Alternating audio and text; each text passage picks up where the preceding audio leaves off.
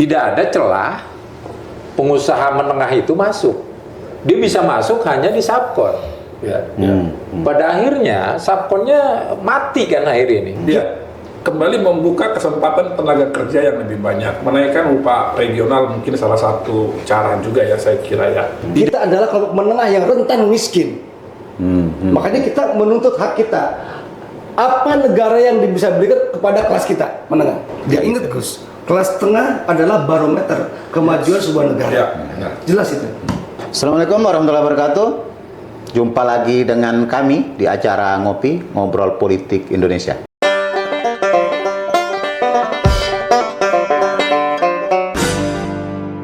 Tema pada malam hari ini atau kesempatan pada kali ini adalah hancurnya kelas menengah di Indonesia. Ada yang bilang bahwa Indonesia ini hanya mengurus kelas yang paling bawah, artinya sangat miskin sekali, dan kelas paling atas atau sangat kaya sekali. Jadi kalau miskin sekali di Indonesia ini, dia ada PKH, ada BLT, ada program-program jaring pengaman sosial yang lain. Dan tentu saja karena miskin sekali tidak kena pajak, ya kan, nggak ada pajaknya. Tapi kalau kaya sekali, ada banyak stimulan-stimulan, kemudahan bunga bank, kemudahan pinjaman, kemudahan stimulus-stimulus pajak dan lain sebagainya. Jadi kalau pedagang cilok, itu tidak kena pajak.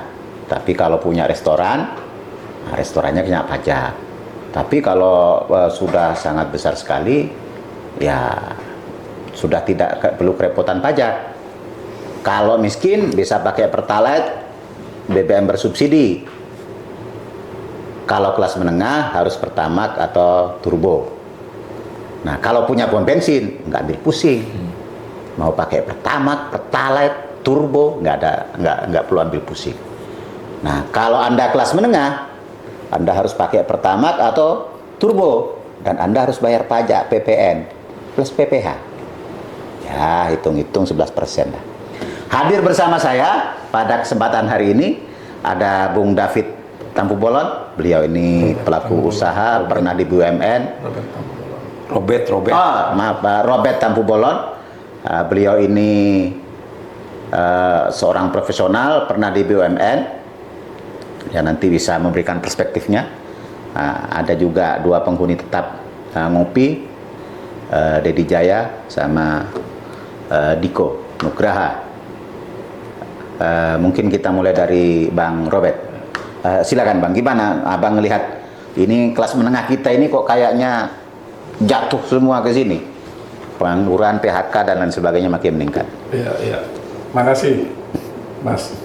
Jadi memang bicara kondisi ekonomi suatu bangsa itu, ya kalau dia mau disebut tergolong maju, maka pembentukan kelas ekonominya ya harus dalam volume yang lebih besar. Artinya penyumbang PDB dari masing-masing negara itu harusnya didominasi oleh kelas menengah. Tetapi yang kita lihat akhir-akhir ini, walaupun katakan PDB kita mengalami ya triwulan 1, triwulan 2 ini di kisaran 5,0 sampai 5,1 ya.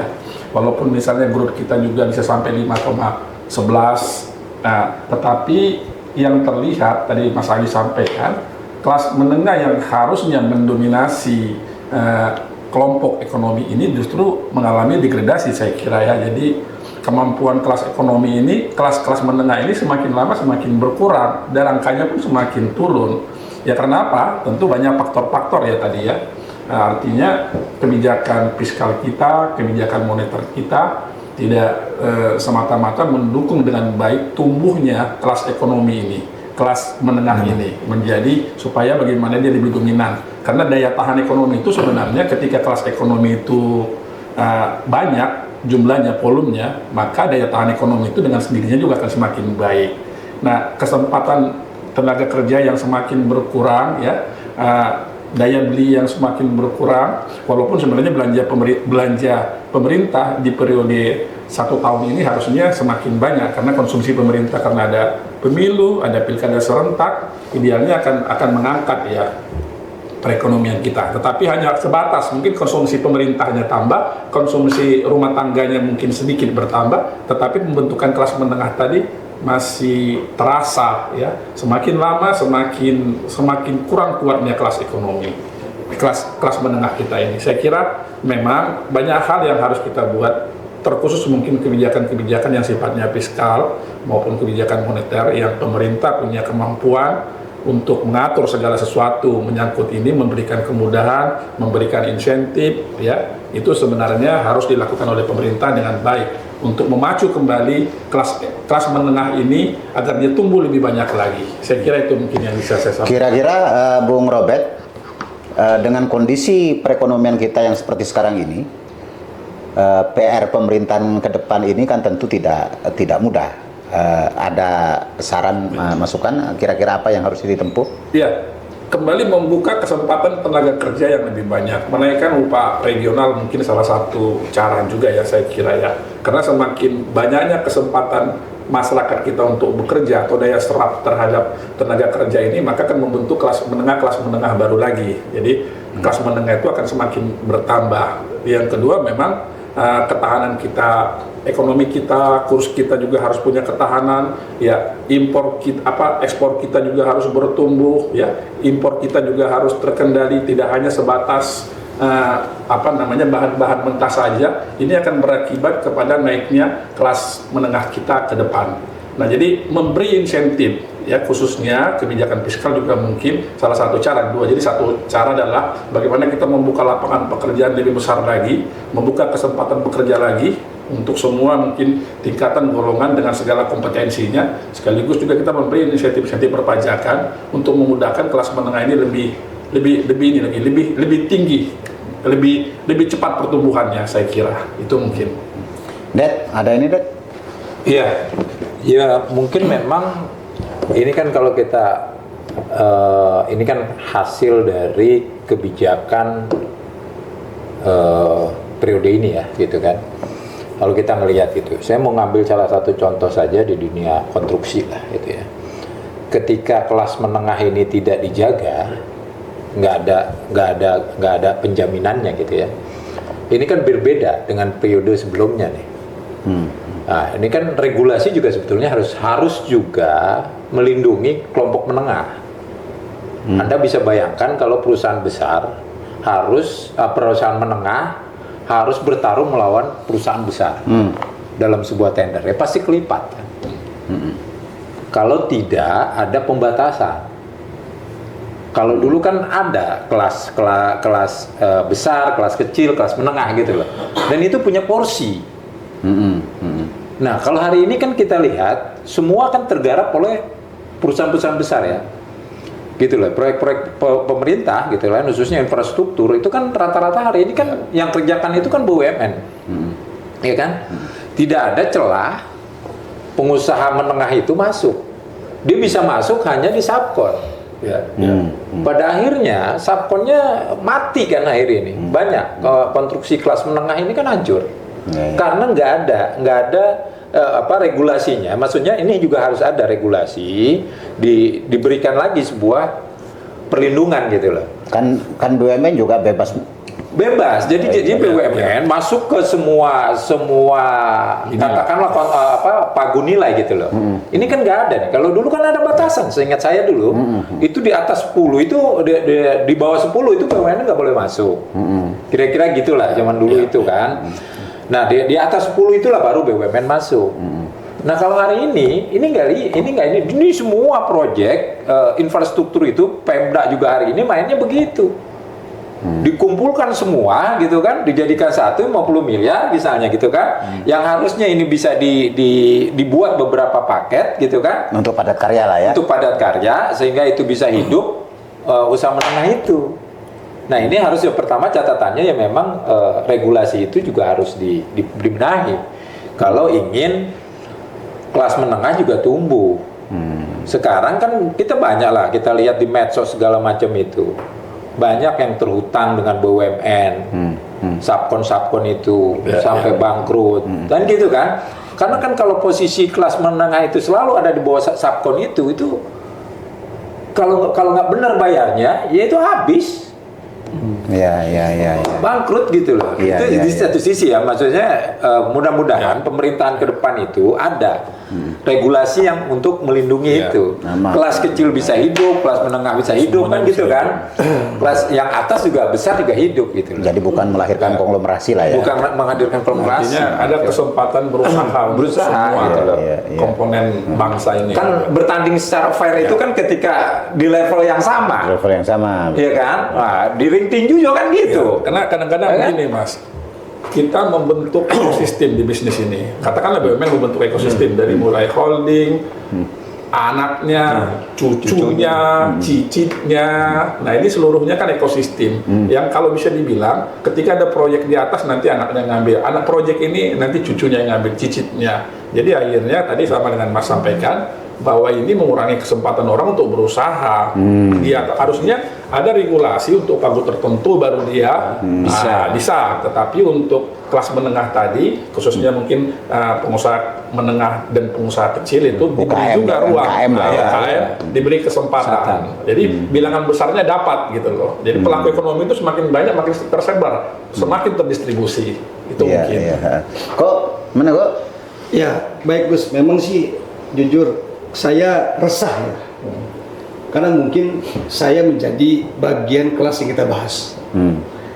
Apakah kita adalah korban dari kebijakan? Ya kan? Ini bukan soal masalah situasi atau nasib, Gus. Ini soal will. Apakah negara hadir apa tidak? Di kelas menengah. Karena ini ada konsekuensinya dari sebuah kebijakan bahwa negara mengedepankan kebijakan pertumbuhan dan pembangunan yang memang ini hanya berorientasi pada padat modal, pada yang sektor kekayaan alam, Gus. Nah, hingga ini menggradasi kelompok-kelompok yang menengah kayak kita tanggung, yang sebenarnya kalau jujur kita adalah kelompok menengah yang rentan miskin. Makanya kita menuntut hak kita. Apa negara yang bisa berikan kepada kelas kita menengah? Jaminan apa? Kita harus bayar pajak, kita bayar semua kewajiban, kita tetap ikut dalam kontribusi dalam pembangunan negara. Nah, di sini ada nggak? Di sini ada sebuah role atau kebijakan yang memberikan peluang tadi yang Pak Lot bilang, berikanlah kami kesempatan. Permasalahan hari ini kan mau regulasi secara ekonomi, mau regulasi secara sistem politik dan regulasi demokrasi, tidak ada menempatkan kelas menengah. Contoh, misalkan politik, hajat pilpres, hajat pilkada, hajat semua ada di ujung mata rantai partai, pimpinan partai. Tidak ada tuh kelompok relawan yang bisa menyerap dari aspirasi dan melakukan sebuah pergerakan di bawah. Nah, kedua, di kegiatan sosial ekonomi, ada nggak peran UMKM yang langsung di basis potensial? Hari ini kan berbasis ide mutualisme di dalam kebijakan itu, tapi tidak ada berbasis potensial. Misalkan begini, saya punya kemampuan aplikasi komputer, misalkan ya, yang lagi tren ekonomi digital. Ada nggak pelatihan ekonomi digital yang dilakukan oleh negara? Ada. Dan itu langsung Kemenaker adanya. Kemenaker ada. Yakin berpresentasi? Ya kalau presentasinya ya nanti kita tanya. Karena ini ceruk sudah besar, Gus. Karena rentan ini dari 22% 2019 dan sekarang sudah menginjak 16%. Bayangkan, 5% degradasi. 5% dari 270 juta berapa? Hari ini yang jatuh rentan miskin. Masih di sini kita mendorong upaya negara juga punya perhatian, membuka mata dan telinganya untuk kelas menengah, hadirlah minimal. Ya. Artinya perlu sektor real itu digerakkan. Digerakkan. Jadi bukan mungkin juga ini konsekuensi dari yang terlalu banyak pembangunan itu berorientasi pada infrastruktur sebenarnya. Memang karena nilai baliknya kan butuh waktu kan. Tapi sementara sektor menengah kita ini yang porsi paling besar sebenarnya dari seluruh aspek kehidupan masyarakat kita ini sekarang ini seperti dikatakan Bung Diko tadi, rentan miskin. Iya, rentan miskin. Ya kan. Kenapa rentan miskin? Kalau Anda punya rumah dijual pasti kena PPH. Ya kan? Nah, sementara kewajiban lain misalnya harus bayar jam sostek, terus kalau bekerja juga ada BPJS ketenagakerjaan, ya kan, dan kewajiban-kewajiban yang lain. Dia ingat Gus, kelas tengah adalah barometer kemajuan sebuah negara. Ya, Jelas itu. Bang Robert gimana? Ya, jadi kelas menengah ini akan dapat terbentuk tadi ya, sebelumnya kita udah diskusi panjang, adalah ketika hadirnya negara. Ya, hadir negara ini memang benar-benar harus hadir dalam apa ya? Regulasi dalam bentuk regulasi. Tadi Mas juga sampaikan bagaimana membentuk kompetensi juga di kelas menengah ini perlu juga. Jadi asosiasi pemerintah daerah, katakan ada daerah yang punya kompetensi kuat di bidang satu, ya kan, di bidang A, ada daerah yang punya kompetensi kuat di bidang B, ada juga daerah yang kuat di kompetensi di bidang C. Nah, pembentukan kompetensi lokal ini adalah salah satu cara juga bagaimana regulasi pemerintah hadir ya, membentuk kompetensi itu di masing-masing daerah tersebut untuk membentuk kelas menengah tadi, sehingga kemampuan pemerintah untuk menciptakan suasana ekonomi retail yang bagus, mikro yang bagus akan terbentuk juga dengan kompetensi-kompetensi lokal itu. Kadang-kadang pemerintah baik, katakan suatu daerah yang kuat dari sisi misalnya ya industri kayu misalnya. Nah, pemerintah setengah hati untuk membentuk kompetensi lokal itu untuk industri kayu tersebut. Nah, harusnya idealnya untuk agar terciptanya kelas menengah di daerah tersebut dengan industri kayunya yang menjadi core kompetensi dia, pemerintah harus hadir tadi seperti yang disampaikan tadi. Nah, memberikan pelatihan, memberikan edukasi, memberikan market seperti apa, ya, bagaimana nanti pemasarannya, bagaimana peluang dia di luar kalau dia mau go ekspor misalnya, ini juga harus diciptakan sehingga siklus yang tadinya pengusaha itu terbantu dari mulai A to Z-nya terbantu benar sampai ke dia, dari mulai dia produksi sampai dia kejual itu terbantu. Nah, itu semua pemerintah harus hadir. Kalau pemerintah nggak hadir akan sulit untuk terbentuk UKM-UKM atau pelaku-pelaku mikro atau kelas menengah yang nantinya itu akan sulit untuk terbentuk ketika pemerintah tidak hadir. Itu mungkin, Mas. Bagaimana dengan misalnya derasnya produk-produk impor ke tanah air? Apakah itu ikut memberikan pengaruh terhadap runtuhnya kelas menengah kita? Ya, saya kira pasti ya. Jadi dengan kebijakan impor yang salah, ya, perlakuan kebijakan impor yang kurang mendukung industri lokal kita, ini akan mempersulit memang. Karena kadang-kadang perbedaan harga, disparitas harga antara dalam dengan luar ini, katakan satu contoh lah, industri Cina itu lebih efisien, lebih ekonomis. Karena apa? Karena memang harganya, buruhnya, harga bahan bakunya mungkin lebih murah di sana dibandingkan kita. Ketika kita impor dari sana masuk ke dalam negeri kita, maka disparitas harga ini kan akan saling mungkin lebih murah ini karena dia dalam bentuk jumlah yang banyak dibandingkan ketika kita produksi dalam jumlah yang lebih kecil. Jadi unit ini kan menentukan, kuantiti ini menentukan. Harga pokok itu kan terbentuk ketika unitnya lebih banyak, dia akan lebih murah. Tetapi ketika unitnya lebih kecil, maka harga pokoknya akan lebih tinggi. Jadi persoalan ini persoalan serius saya kira. Oleh karenanya pemerintah juga harus hadir. Hal-hal apa yang harus bisa diimpor, ya kan? Jadi tidak hanya sebatas kurang impor. Tapi bagaimana dia membentuk supaya kekuatan daya ekonomi, kekuatan industri lokal kita ini yang harusnya pemerintah hadir untuk membantu. Ya, lewat kementerian-kementerian yang ada. Kalau enggak, kita akan tergantung terus dengan impor. Malah bahan pokok kita pun diimpor. Iya. Jadi sesuatu yang sebenarnya saya kira dari sisi ekonomi sangat salah, saya kira. Ada ini deh tambahan? Iya, saya pikir gini ya, kedepannya juga tidak selalu investor asing itu menjadi dewa. Nah, ini kan mencari investor benar, itu penting. Tapi menjaga tumbuhnya ekonomi di lokal itu juga sangat penting. Kan hari ini begitu masifnya infrastruktur, ya kan? Tapi kan nggak tergambar di bawah peningkatan daya beli. Nah ini kan harusnya menjadi tanda besar buat kita kan. Apakah investornya ini memang dia berupa finance, bos? Ya kan? Memang ada inian modal gitu kan? Atau barang jadi? Nah kalau barang jadi yang tumbuh itu ya negara si investornya itu. Ya. Kan gitu. Nah misalnya kayak jalan tol gitu kan, ribuan kilometer gitu kan dibuat, harusnya kan di sekitar itu kan tumbuh orang yang punya pekerjaan di situ, kan gitu ya. Ya. Itu kan secara ini kan tumbuh ya. Ya mungkin butuh tahap lebih lanjut toh. Iya, enggak. Nah ini kan artinya jangan ugal-ugalan juga mencari investor. Gitu loh. Tetap harus ada apa feedbacknya untuk di ekonomi Indonesia gitu loh. Harus ada efek. Iya, jangan hanya secara fiskal aja gitu loh, secara inian gitu. Jadi pemerintah nggak semata-mata ya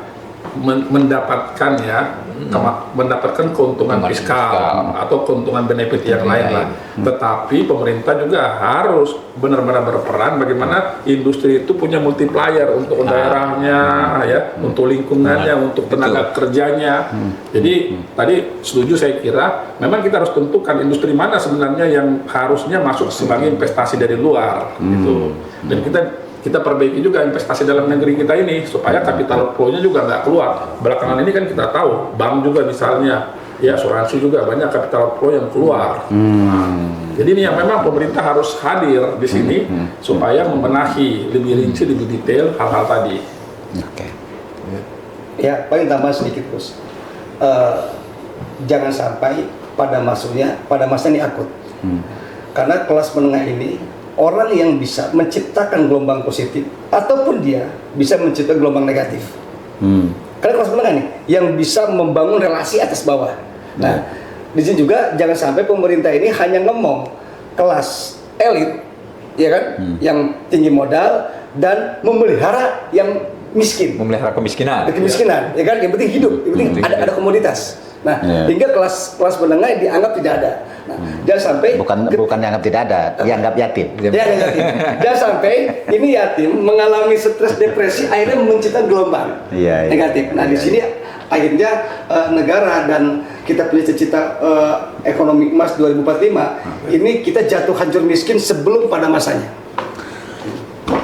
Pemirsa, kelas menengah itu maksudnya ya dia tidak miskin, dia juga tidak kaya, tapi jangan juga tiba-tiba jadi miskin. Kayak gitu. Apalagi miskinnya menjadi sangat parah. Nah, kalau itu yang terjadi, ya negara harus segera bertindak melalui berbagai paket kebijakan yang ada. Kita berharap sesudah infrastruktur ini dibangun, dipersiapkan di seluruh tanah air, itu membawa dampak positif terhadap seluruh rakyat Indonesia, khususnya lapisan kelas menengah, bukan hanya melahirkan konglomerasi. Demikian, sampai ketemu di acara ngopi selanjutnya. Hidup kelas menengah. Kelas menengah.